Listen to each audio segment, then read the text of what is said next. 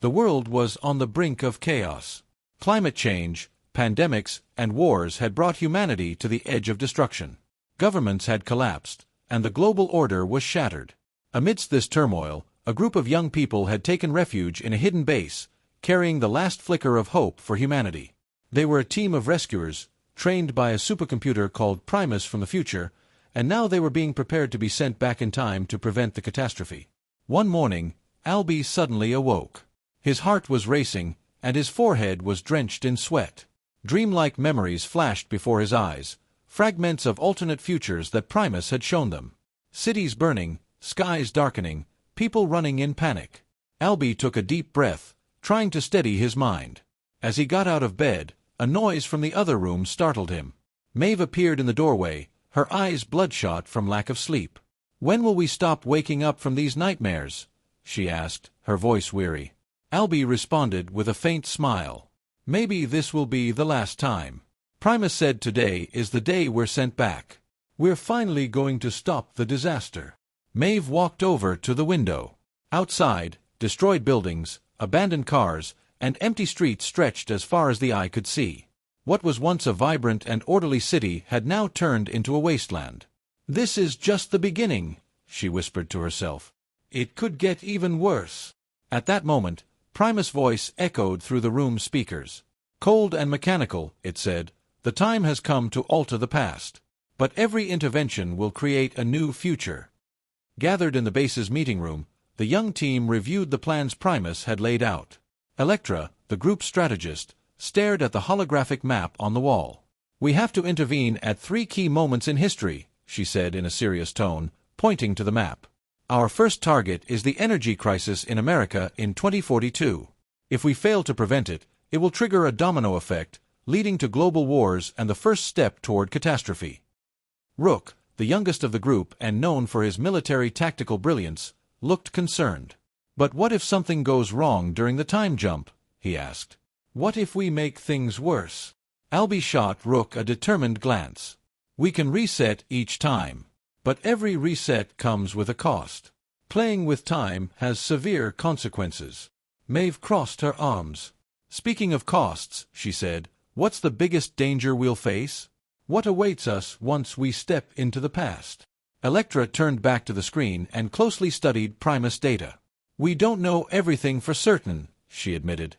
"But during the energy crisis, there were political maneuvers, assassination attempts, and corporate interference. We have to be cautious every step of the way.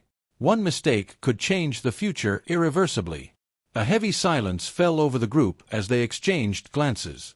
Each of them felt the weight of the responsibility on their shoulders. They all had their own fears to confront, but under Albie's leadership, they knew they had to stay united. The fate of the future depended on them. When the time came, the young team approached the base's central chamber.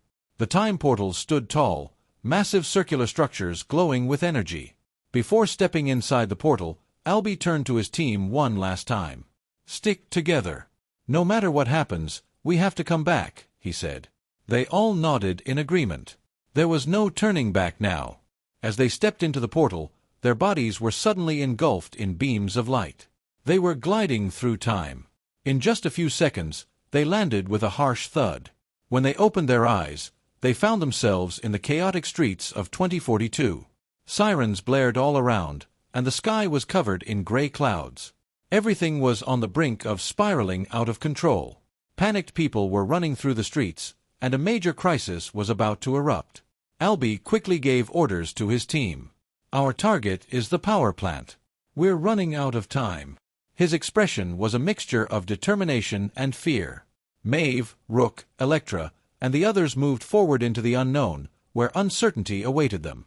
The question that lingered in their minds: could time really be changed? Or were they just creating a new face of disaster? Albie, Electra, Maeve, and Rook hurried through the dark streets, heading toward the headquarters of a massive energy company in the United States. Time was running out fast. This journey was not just an adventure, it was a battle to save humanity's future. They had found themselves in a plan far more complex than they had anticipated. Electra studied the city map on her tablet, her eyes scanning the data streaming across the screen. "We're close to breaking through the company's security protocols," she said, her voice laced with tension. Albie, on the other hand, remained calm and composed. "We have exactly 24 hours to reach the target," he said firmly, clarifying the situation. He was his usual composed self, though the team knew he was internally just as anxious as they were. Rook, the youngest of the group and a tactical genius, was alert as ever. Hidden behind a military vehicle, his eyes scanned their surroundings. "Why is everything so quiet? I sense a trap," he muttered, his brow furrowed. Years of experience had sharpened his instincts, and right now, those instincts were screaming. Maeve nodded, sharing Rook's concern. "You're right. Everything is going too smoothly. Changing history doesn't mean no one will try to stop us. We have to be ready for anything." As they approached the massive shadow of the company's headquarters, a mixture of fear and determination filled the group. Inside the building, everything initially seemed to be going as planned. But then, one by one, the security cameras in the hallways came to life. "Damn it!" Rook hissed. "We're going to get caught." Elektra quickly pulled out her laptop and began furiously typing lines of code. Her fingers danced across the keyboard, sweat dripping down her brow. "Just a little more. Just a little more," she whispered. Finally, she exhaled and glanced at the screen. "Okay, I've disabled the cameras temporarily. But we've got 3 minutes max." 3 minutes? Albie asked. "That'll have to do. Let's move quickly." They quietly made their way through the corridors and reached the room housing the company's secret energy project. When they opened the door, they were faced with a massive machine. It appeared to be incredibly sophisticated, yet at the same time, it had an ominous presence. This device was the source of the future global energy crisis, the catalyst for wars and widespread disaster. Albie studied the machine thoughtfully before stepping back. "We need to shut this thing down. But we have no idea what its effects will be." Maeve turned to Albie with determination. "We don't have a choice. Either we stop it now, or our future is doomed," she said firmly, though inside, she felt the weight of making such a colossal decision. Elektra connected her computer to the machine and began hacking into its code. "All right, I think I'm ready to shut it down," she said. Just then, an eerie silence fell over the group. Rook's instincts flared again. "Wait. It can't be this easy. Something's not right." But it was too late. Albie had already pressed the button. After they deactivated the machine, time seemed to freeze for a moment. Everyone held their breath, waiting for something to happen. But nothing did.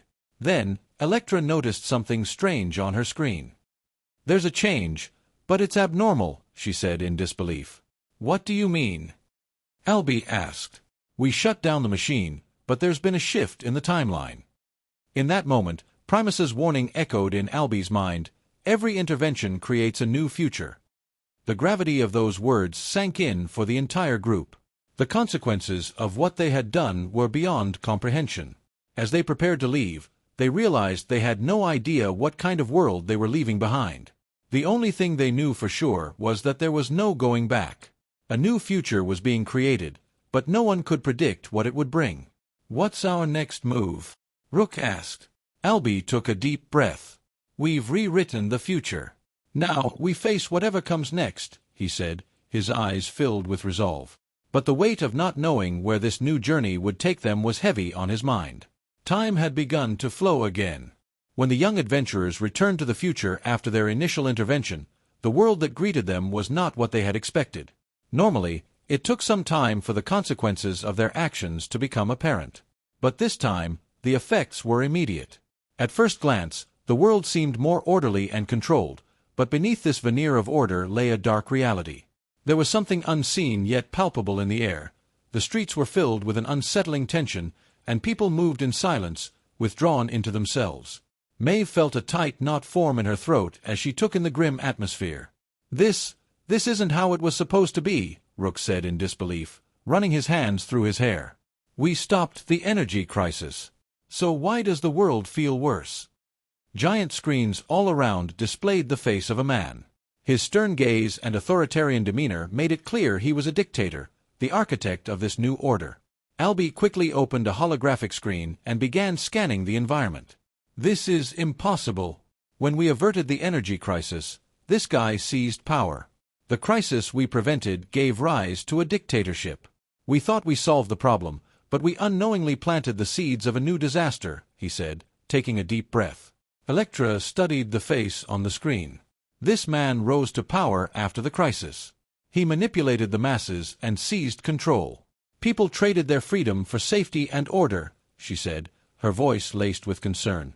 So our intervention helped this man consolidate his power, Maeve said, her eyes blazing with anger. We thought we fixed everything, but instead, we made the world worse. Rook still couldn't believe what had happened. We made a mistake, didn't we? This is all our fault, he said, staring at the ground. No, Albie said firmly. This isn't our fault. We changed the timeline, but we couldn't have predicted these consequences. Now we need to stop this regime. We have to reboot.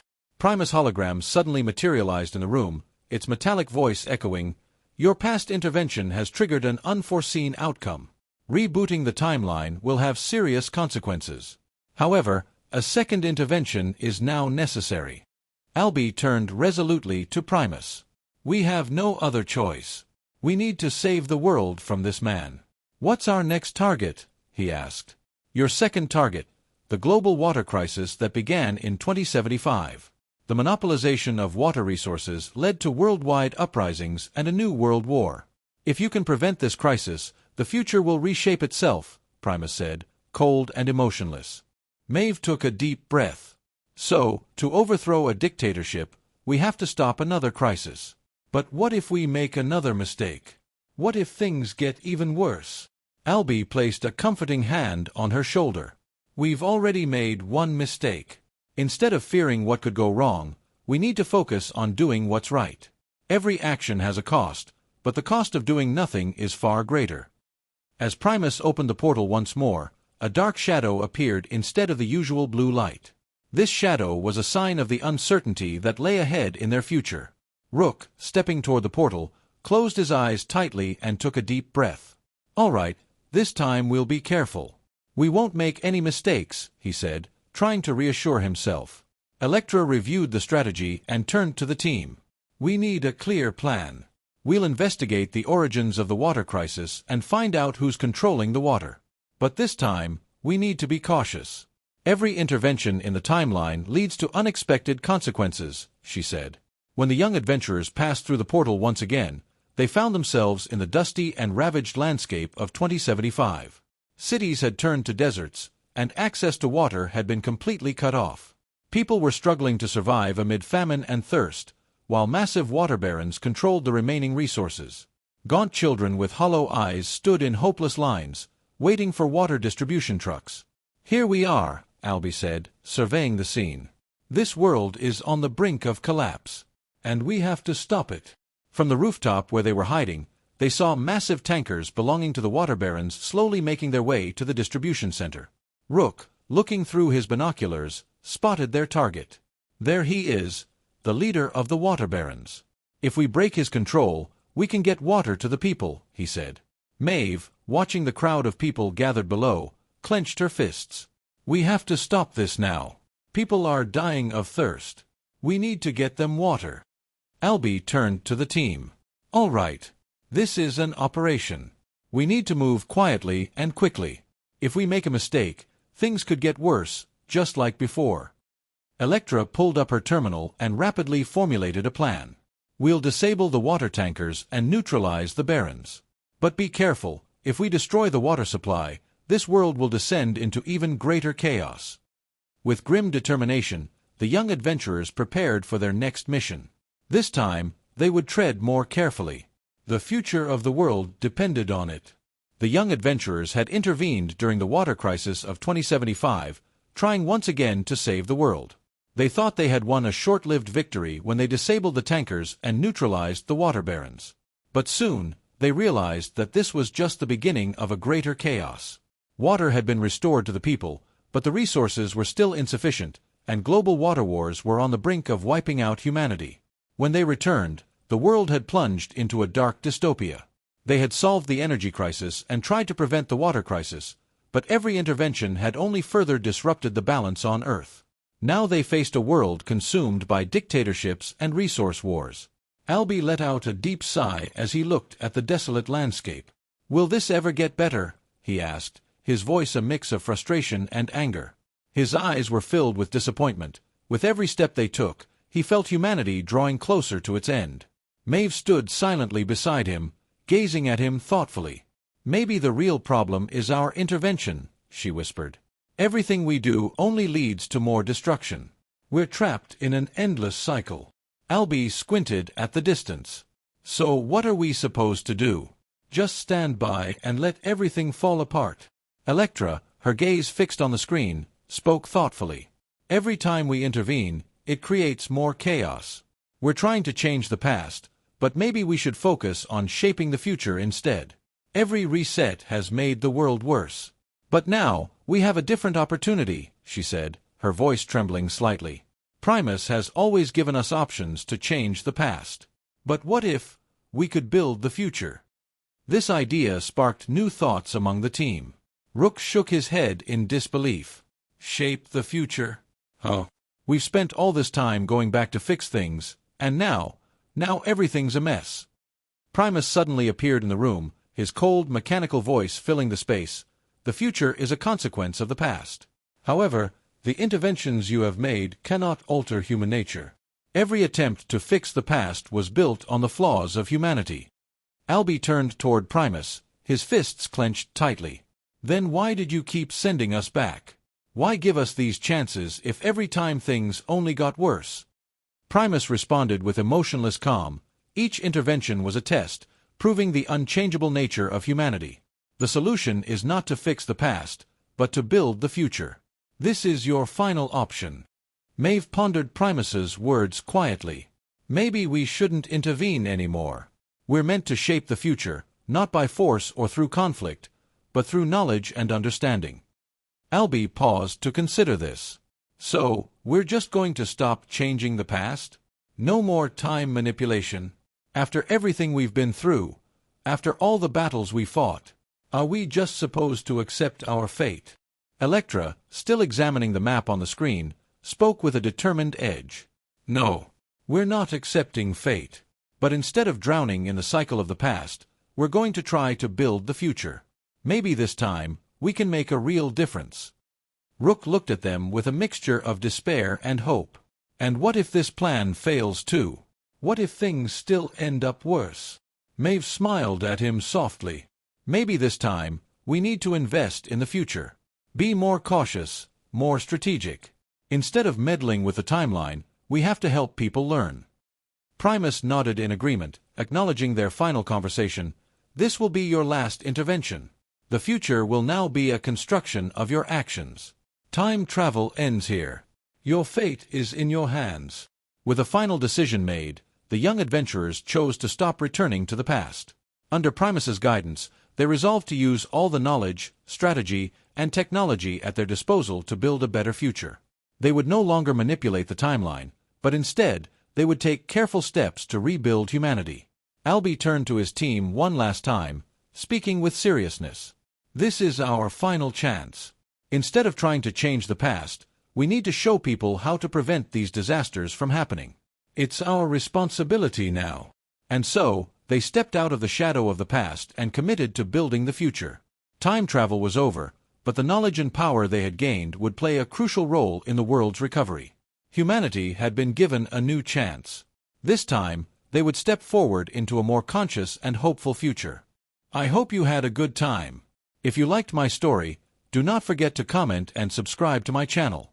Goodbye, see you in the next story.